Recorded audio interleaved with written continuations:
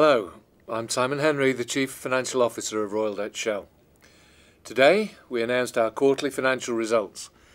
Let me give you the highlights. Our first quarter 2015 earnings were $3.2 billion on a clean current cost of supplies basis, and our earnings per share decreased by 56% from the first quarter 2014. Our cash flow generated from operations was around $7 billion. On a Q1 to Q1 basis, we saw a significant decline in upstream earnings and higher earnings in downstream. Earlier this month, we announced a recommended offer to acquire BG Company. This is an important transaction for Shell. The combination with BG will accelerate our financial growth strategy, particularly in deep water and in liquefied natural gas. Both of these are already growth priorities for Shell and areas where the company is already one of the industry leaders. This is an exciting next step for both companies, and we're looking forward to being able to update you on that when the transaction is closed, which we expect in early 2016. Returning to our first quarter results, the upstream underlying earnings were nearly $700 million. Now that's a decrease of some $5 billion from a year ago. This was a large move and includes a $4.7 billion reduction for the lower oil and gas prices. Our downstream earnings were $2.6 billion. That's 68% higher than year-ago levels. Now they benefited from stronger refining margin environment, but also from the underlying operational performance.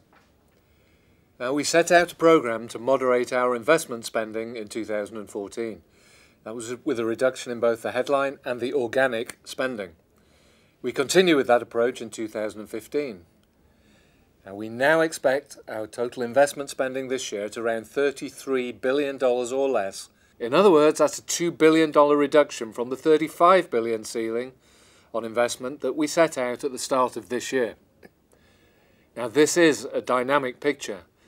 And so what we see today has included a series of pragmatic decisions on new opportunities. It was also good to see progress on the operating costs, excluding identified items, included in the first quarter results.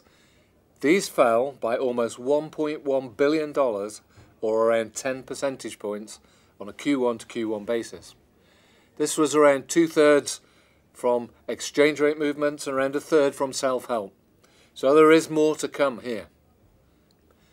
Our asset sales, divestments in the quarter, they totaled just over $2 billion so far this year. Now, dividends are our main route for returning cash to shareholders. Now, the dividends were confirmed at 47 cents per share for the first quarter and $1.88 per share for the full year of 2015. Returns to shareholders, dividend declared plus buybacks, they were $14.4 billion over the last 12 months. Now, all of this underlines our commitment to shareholder returns. Thank you for listening.